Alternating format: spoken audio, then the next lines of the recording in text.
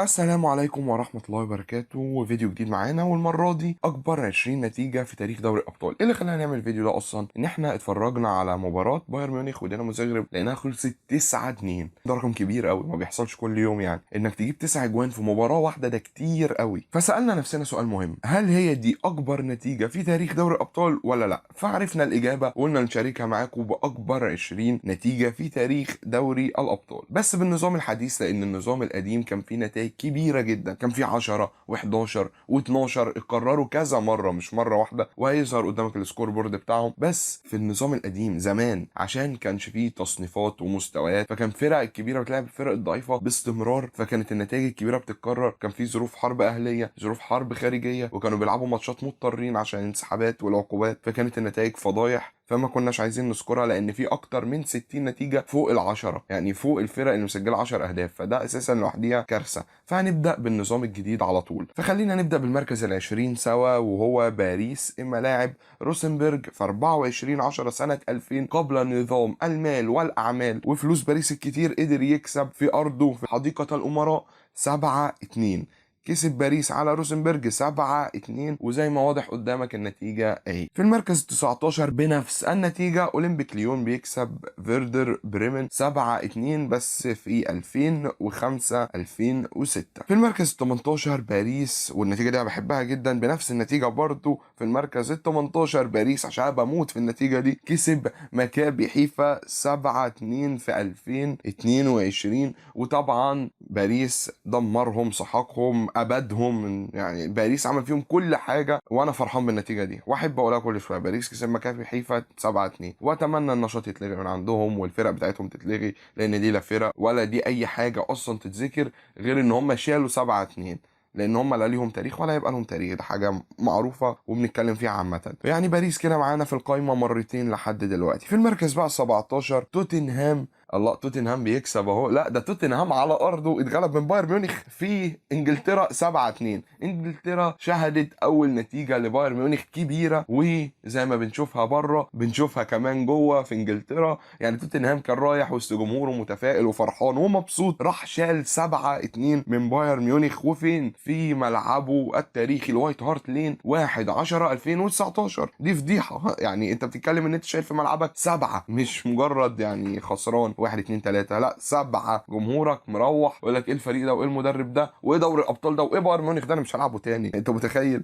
بعد كده بنخش على المركز ال16، ويوفنتوس بيدخل معانا القايمه وبيقدر يفوز على اولمبياكوس بنتيجه بقى مغايره اللي احنا بنقولهم 7-0. 7 على الابيض كده، ما شالوش حاجه. 7-0 من اولمبياكوس بيخسرها في 2003. بالمناسبه بطوله 2003 دي احنا اتكلمنا عنها، لان هي بطوله 2003 2004 اللي كسبها بورتو. لو عايز تعرف كسبها ازاي، ويوفنتوس كسبان 7 جنبه اصلا، وبورتو فريق صغير غير مرشح غير موجود بالخدمه، فانزل تحت عشان تشوف الفيديو واعرف ازاي بالمناسبه يوفنتوس كسب 7-0 وليه، ومين كانت تشكيلته ومين كانت لعيبته، احنا ذاكرين كل ده. في المركز ال 15 بقى ارسنال كسب سلافيا براغا يوم 23/10/2007. والله بعودها ارسنال 7-0. يعني 7-0 دي كبيره قوي، سلافيا براغا يخسرها، وسلافيا براغا مش بالفريق الضعيف قوي، يعني سلافيا براغا متوسط، يعني تقول ماشي الحال بيوصل. بنشوفه هو سبارتا براغا في الابطال والدنيا حلوه يعني، فيروح شايل 7 من ارسنال، اللي هو بالمناسبه عمره ما كان اقوى فريق في العالم في الالفيه الاخيره،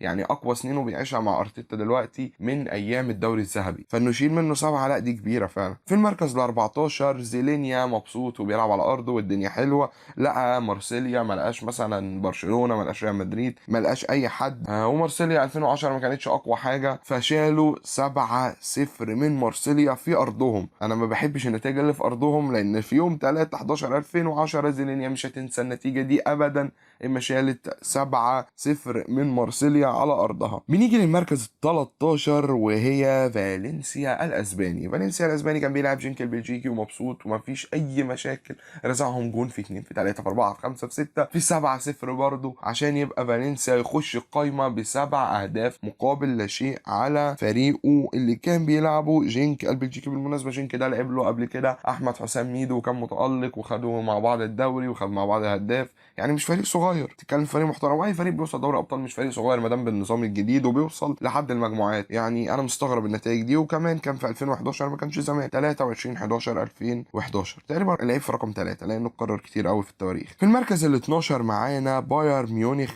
انا مش فاكر كام مره لحد دلوقتي قلنا بايرن ميونخ، بس هنقوله تاني وتالت ورابع. كسب 7-0 على بازل السويسري. بازل السويسري يوم 13/3/2012 راح ميونخ وبيدعي يا رب ما يشيل سكور، وقد كان روبن ريبري مولر، انت بتتكلم في ماريو جوتزا، انت بتتكلم في اسامي كبيره قوي، رزقته 7. يعني ده حق الله عادي مفيش مشكله، لان في النسخه دي البايرن خسرها في النهائي وراح كسب النسخه اللي بعديها، فانت بتتكلم في فريق مدمر اساسا، خسران نهائي 2012 وكسبان 2013 كان مع الاسطوره يوب هاينكس، فما فيش مشكله عادي اشيل 7 منه، يعني كتر خير الدنيا. بعد كده باتي بيرسوف بيلعب على ارضه، ده بالمناسبه المركز ال11. باتي بيرسوف راح يلعب على ارضه ومبسوط والدنيا حلوه، قابل شختار الاوكراني قال له تعالى اديك سكور بقى زي الناس الحلوه دي، راح شختار اللي ردد عليه قال له انت بتتكلم مين يا ولد، اتكلم عدل. كسب 7-0 شختار دونيتسك الاوكراني. وبالمناسبه انا فاكر الماتش ده لان انا شفته اساسا بالصدفه وانا قاعد على القهوه مستني ماتش تاني. فالمفاجاه ان في لعيب اسمه لويز ادريانو وصورته تظهر على الشاشه قدامك جايب 5 اهداف من ال7. يعني انت متخيل لعيب يجيب 5؟ انت ميسي يلا ولا اجويرو ولا رونالدو ولا انت حكايتك ايه؟ لا انا لويز ادريانو عادي. طب هتعمل ايه بعد ما تكبر؟ المباراه دي انا فاكر ان هي كانت في 2014 وحصل ضجه كبيره على لويز ادريانو انه رايح اكبر انديه العالم، بس الولد ما استمرش يا عيني، وشختار كانت ابرز محطاته ابرز انجازاته التهديفيه، ولويز ادريانو انتهى وشختار ما كملش والدنيا حلوه يعني، بس كسبوا 7-0 ولعيب جاب 5 اجوان في ماتش واحد، ده كتير قوي. في المركز العاشر وهنبدا بقى في التوب 10، وانا ما رضيتش ابدا من غير زعيم النتائج الكبيره بايرن ميونخ. كسب مين بقى يا ترى؟ كسب بعديها بسنه واحده بعد ما شختار كسب باتي بيرسوف 7، راح مديله 7، قال له انت بتفتري على الخلق ليه يا ابني؟ طب تعال. بايرن ميونخ 7-0 على شختار 2015 يوم 11/3، ما رحموش، جم في الثاني في الثالث في الرابع في الخامس في السادس في السابع لحد ما قتلوا خالص. في المركز التاسع معانا بيظهر برشلونة لأول مرة وبيفوز بنتيجة 7-0 على فريق عريق وهو سيلتيك الاسكتلندي، ودي نتيجة كبيرة جدا على فريق زي سيلتيك، لأن سيلتيك مشهور إن جمهوره مرعب في السيلتيك بارك، وحتى في الكامب نو بيتنقلوا بالأعداد كبيرة ملعبه برشلونة، بس برشلونة ما اداش أي رحمة 2016 وكسبهم بنتيجة 7-0. المركز الثامن، والمفروض تبقى فاكر النتيجة دي لأنها جديدة، ماريبور خسر من ليفربول على ملعبه 7-0 بوجود صلاح، بوجود ماني، بوجود فيرمينيو يوم 17/10/2017. ماريبور ما شافش أي رحمة من ليفربول وخسر 7 كاملة. في المركز السابع ولسه معانا نفس الفرقة بنفس الجيل، هو ليفربول برضو كسب 7-0 بس في الأنفيلد على ملعبه قدام سبارتاك موسكو الروسي. يعني سبارتاك ده فريق اكيد كله عارفه، ده لاعب له احمد موسى تقريبا ولعب له ناس كبيره. ف7-0 قدام سبارتاك موسكو في 6/12/2017 بنفس الجيل اللي لسه مذكور دلوقتي. بعد شهرين ما كسبوا ماريبور 7 بيعلن كلوب انذار شديد اللهجه لكل الفرق في النسخه دي، بس وصل نهائي البطوله دي انا فاكر وخسر من ريال مدريد، فكان انذار لكل حد الا ريال مدريد، لان ريال مدريد ما بيخافش من النتائج من السكورات، لدرجه ان هو مش موجود في القائمه دي غير مره واحده، واقول لك امتى ريال مدريد موجود في القائمه دي. بس ليفربول كسب سبارتاك موسكو 7، دي نتيجة عظيمة جدا. في المركز السادس المفتري اللي ما ظهرش كتير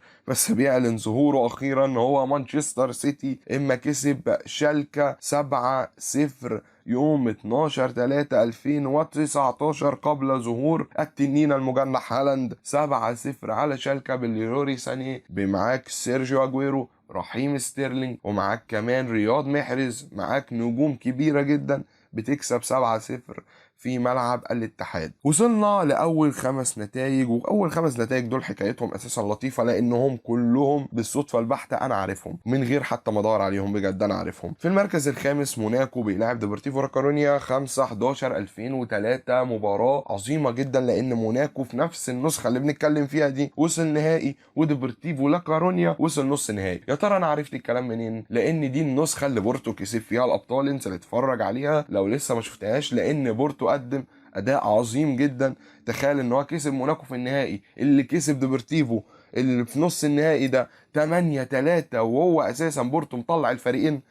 يعني ديبورتيفو ده كان فريق عظيم جدا ساعتها، وكان بينافس وعايز ياخد دوري اسباني. بالعكس هو خد دوري 2001 2002 على ما اعتقد، ووصل لحد نص النهائي، بس كان مع موناكو في المجموعات. فخلص المباراه 8-3، وكل واحد فيهم كمل لحد ما وصلوا نص النهائي سوا، واحد كمل والتاني ما كملش. فموناكو يكسبوا 8-3 تحت قياده ديدييه دي شامب اللي كان لسه مدرب شاب واعد صاعد. دي نتيجه مرعبه، دي حاجه يعني غريبه جدا عليا. في المركز الرابع بايرن ميونخ وبرشلونه. تقريبا الماتش ده اشهر ماتش في تاريخ دوري الابطال. بايرن ميونخ في ايام الكورونا لاعب برشلونه بدون جمهور، كانش ذهاب وعوده، كان مباراه واحده في ربع النهائي، اللي يكسب يوصل نص النهائي. فقابلوا بعض وحصلت المعجزه، بايرن ميونخ جاب 8 اجوان في برشلونه. برشلونه فريق كبير قوي، برشلونه معاه 5 ابطال، برشلونه تيكي تاكا، برشلونه اللي بيكسب الناس سكورات، برشلونه اللي كسب روما 6، اللي كسب سلتيك 7، اللي كسب ريال مدريد 6. يعني انت برشلونه الوحيد اللي كسر شوكه ريال مدريد تقريبا في النتائج الكبيره دي. ما شفتش حد بيكسب ريال مدريد نتيجه كبيره غير برشلونه. الاقي بايرن ميونخ كسبانه 8 دي مش هتتكرر في الكوره يعني قدام برشلونه، دي مستحيل تحصل تاني مثلا لو انا بتكلم في حاجه منطقيه. انما اللي عمله بايرن ميونخ ما كانش منطقي.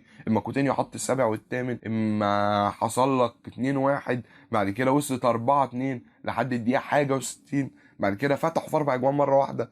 لا لا لا، اللي حصل ده مش طبيعي، مش هيتكرر تاني. وفعلا ده المركز الرابع في النتائج الكبيره، اغرب مركز شفته، لان بايرن ميونخ وبرشلونه طرفين قصاد بعض. في المركز الثالث بقى، عشان نقفل السيره دي على البرشلونيين، مع ان انا مش قصدي اي حاجه غير ان انا مستغرب النتيجه، بس في المركز الثالث هو ليفربول وبشكتاش. 6/11/2007 خلص 8-0 في الانفيلد. دي كانت حفله، وساعتها اللي جاب هاتريك عيل كده مش هنقول اسمه ولا هنذكر جنسيته، لان لا اسمه معترف بيها لا جنسيته معترف بيها ولا يفضل معترف بيهم. بس المهم ان ليفربول كسب 8-0 في الانفيلد على بشكتاش. في المركز الثاني ريال مدريد ومالمو. اخيرا الوحش ريال مدريد بيظهر، كاسر شوكة كل الناس، صاحب ال 15 دوري ابطال. لو الفيديو اتاخر عن كده هيبقى 16 و17 و18، لان الفريق ده بياخد اي حاجه. ريال مدريد بيكسب مالمو السويدي. مالمو ده والله فريق عظيم جدا، ولعب له ابراهيموفيتش شخصيا ومن عظماء السويد. فبيخسر من ريال مدريد 8-0 في 2015. بس طبيعي لان كان معاه بيل، بنزيما، رونالدو، الثلاثيه المرعبه، وعلى الدكه عنده دي ماريا، وكمان وراهم كان سامي خضيره وشابي الونسو.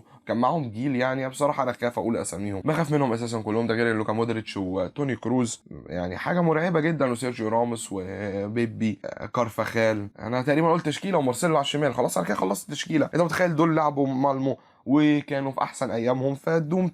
فبصراحه مش حاجه تستغرب قوي يعني، دي حاجه عاديه بصراحه. ده ريال مدريد ودي مالمو مهما كان كبير، ده ريال مدريد وبيلعب في البرنابيو وبالاسامي دي. في المركز الاول ومنفردا وحيدا للاسف الفيديو اتعمل وهم برضو اكتر ناس بتكسب، بايرن ميونخ 9-2. الماتش اللي اتلعب 17/9/2024 يعني يوم الثلاث اللي فات، والفيديو ده بينزل لك الجمعه، يعني ما تاخرناش كتير قوي. بايرن ميونخ بيكسب دينامو زغرب 9-2، وهاري كين بيحط 4 اجوان في الماتش ده عشان يبقى الهداف التاريخي. لو عايز تعرف هو بكام جون انا سايب لك برده الفيديو تحت، عشان قلنا ان هو بقى الهداف التاريخي وتفوق على مين وبقى كام جون ومين اللي تحته. هتلاقي كل ده في الكومنتات تحت معاك جنب فيديو بورتو. بايرن ميونخ ما رحمش، نزل كسب 9-2 بدون اي رحمه على دينامو زغرب. ما ظهرش وجه الرحمه عشان يعلن ان هو كده متربع باكبر نتيجه في تاريخ دوري الابطال بنظامها الحديث. فبس كده ده اللي كنا عايزين نقوله النهارده. لو عجبك الفيديو ما تنساش تعمل لايك وشير وسبسكرايب في القناه عشان يوصلك كل جديد.